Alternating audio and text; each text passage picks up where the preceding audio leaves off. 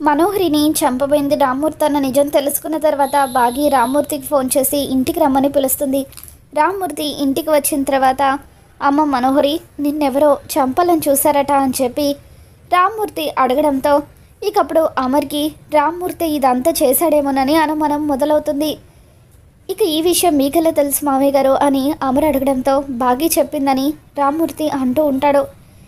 ఇక దాంతో రామ్మూర్తి వాటర్ అడగడంతో Amar Rammurthy finger prints collect చేయడం కోసం అని చెప్పి ఒక గ్లాస్ని టచ్ చేయకుండా క్లాత్ సాయంతో ట్రేలో పెట్టి అందులో వాటర్ పోసి ఆ ట్రేతో తీసుకువెళ్ళి రామ్మూర్తి చేతికి ఇస్తాడు. రామ్మూర్తి ఆ గ్లాస్ పట్టుకొని వాటర్ తాగిన తర్వాత ఆ గ్లాస్ని ఫోరెన్సిక్ ల్యాబ్కి తీసుకువెళ్ళి టెస్ట్ చేయిస్తూ ఉంటాడు. మరోవైపు బాగి రామ్మూర్తితో మాట్లాడుతూ నాన్న మనోహరిని చంపడానికి వచ్చింది మీరే కదా అని చెప్పి ప్రశ్నిస్తూ ఉంటుంది. రామ్మూర్తి కంగారు పడిపోతూ ఉంటాడు.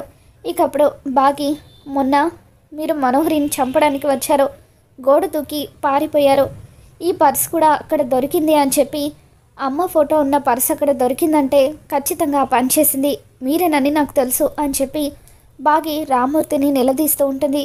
మరోవైపు ఫోరెన్సిక్ ల్యాబ్లో అక్కడ ఉన్న వాళ్ళు రామ్మూర్తి ఫింగర్ ప్రింట్స్ అలాగే బ్లాక్ మ్యాన్ ఫింగర్ ప్రింట్స్ రెండు కూడా టాలీ చేస్తూ ఉంటారు. ఇకప్పుడు రెండు ఒకటేనని నిర్ధారణ కావడంతో అమర్కి రెండు మ్యాచ్ అయ్యాయని చెప్పడంతో ఇకప్పుడు రామ్మూర్తి మనోహరిని చంపడానికి ప్రయత్నించాడన్న నిజం తెలుసుకొని అమర్ ఒక్కసారిగా షాక్ అవుతూ ఉంటాడు.